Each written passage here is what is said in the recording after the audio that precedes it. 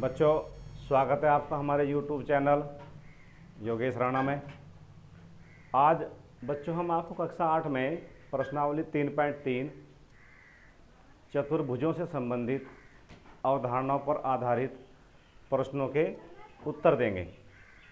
तो हम सबसे पहले आज सीखेंगे चतुर्भुजों के प्रकार कि चतुर्भुज आखिर कितने प्रकार के होते हैं, कौन कौन चतुर्भुज होते हैं। तो सबसे पहले हमने चतुर्भुज के प्रकार में सबसे पहले हमने आपको बताया है कि समलंब क्या होता है।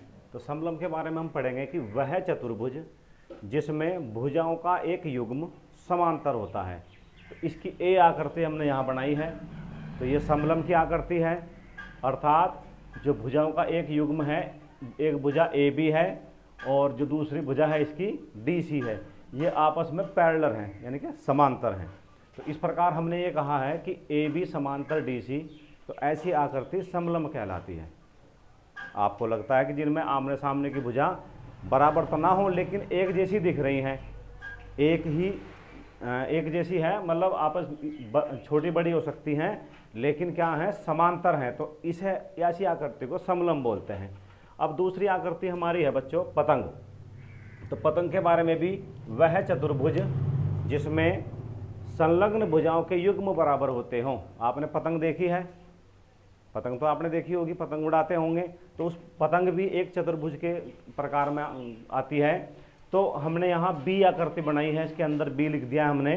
तो अब बच्चों हम बताना चाहते हैं कि देखिए ये जो इसकी चार भुजाएं होती हैं, हमने बात करी है चतुर्भुज की, तो चार भुजा होंगी, स्वाभाविक बात है। तो इन चार भुजाओं में देखिए सबसे पहले एक भुजा ए बी है और एक भुजा ए डी है। तो ये आपस में क्या है, बराबर है। इस प्रकार का मैंने एक चिन्ह लगाया है, यही ऐसा ही चिन्ह यहाँ है, ऐसा ही यहाँ है। तो इसका मतलब यह है कि ये दोनों बराबर हैं।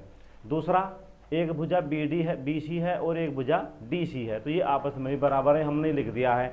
तो पतंग में जो भुजा संलग्न भुजा होती हैं, अर्थात एक दूसरे से जुड़ी हुई भुजाएं, ये वाली जो भुजा होती हैं, इन्हें आसन्न भुजाएं भी बोलते हैं। तो ये आपस में क्या हैं, ये बराबर हैं। इसी प्रकार ये और ये बराबर, देखिए यहाँ दो निशान लगे हुए हैं, यहाँ भी दो लगे हुए हैं, तो ये आपस में बराबर है। इसलिए ए बी बराबर ए डी और बी सी बराबर सी डी है। ये पतंग थी। अब तीसरा है समांतर चतुर्भुज। तो इसके बारे में हम बात करेंगे। वह चतुर्भुज जिसमें सम्मुख भुजाएं समांतर होती हैं, जिसमें सम्मुख भुजाएं समांतर होती हैं। तो ये ध्यान रखेंगे, अर्थात आमने सामने की भुजाएं। सम्मुख का मतलब आमने सामने की भुजाओं से होता है। तो सम्मुख भुजा, हम एक समांतर चतुर्भुज के बारे में बात करेंगे। तो ये समांतर चतुर्भुज ए बी सी और डी है। तो इसमें ए बी और डी सी ये आपस में समांतर हैं और ए डी और बी सी आपस में समांतर हैं, अर्थात आमने सामने की भुजा समांतर जो होंगी वह चतुर्भुज समांतर चतुर्भुज कहलाता है। और इसमें प्रत्येक कोण 90 डिग्री का नहीं होता है, कोण कम ज़्यादा हो सकते हैं। ठीक है। उसके बाद ये बताया हमने कि ए बी समांतर डी सी है और ए डी समानांतर बी सी है। तो ये समांतर चतुर्भुज की आकृति है। उसके बाद अब आगे है आयत।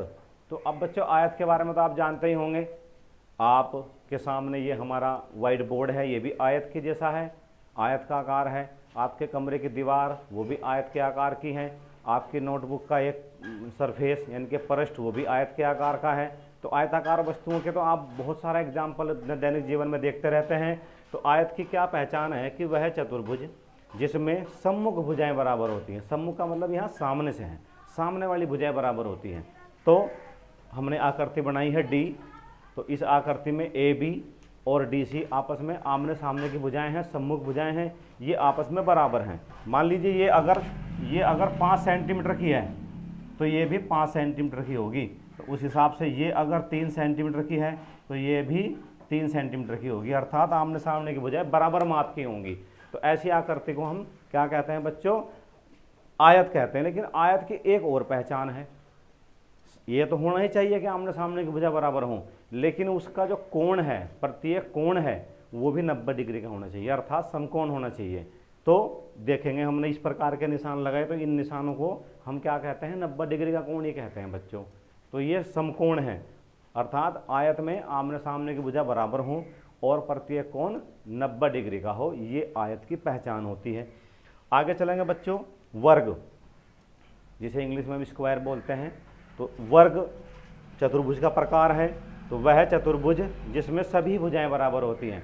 तो चतुर्भुज में आपको पता ही है 4 भुजाएं होती हैं।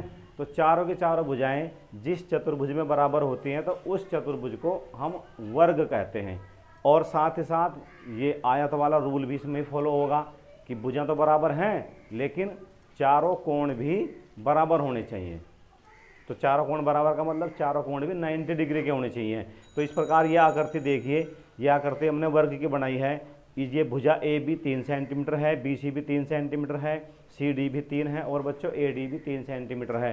तो हमने लिखा है कि ए बी बराबर बी सी बराबर सी डी बराबर ए डी, अर्थात चारों भुजा बराबर हैं। तो इस आकृति को हम क्या बोलेंगे बच्चों, वर्ग बोलेंगे। साथ ही साथ में अब ऐसी और भी आकृति हैं। अब हम, क्योंकि आपकी प्रश्नावली 8.3 में समांतर चतुर्भुज के ही बारे में पूछा जाता है, समांतर चतुर्भुज के गुण पूछे जाएंगे। तो अगली वीडियो में मैं आपको समांतर चतुर्भुज और प्रश्नावली 8.3 के कुछ सवाल कराता हूं। और इसके लिए आप हमारे चैनल को सब्सक्राइब करते रहें, हमसे जुड़ें, चैनल को लाइक करें, एक दूसरे को जो है शेयर करें और कमेंट करते रहें। धन्यवाद।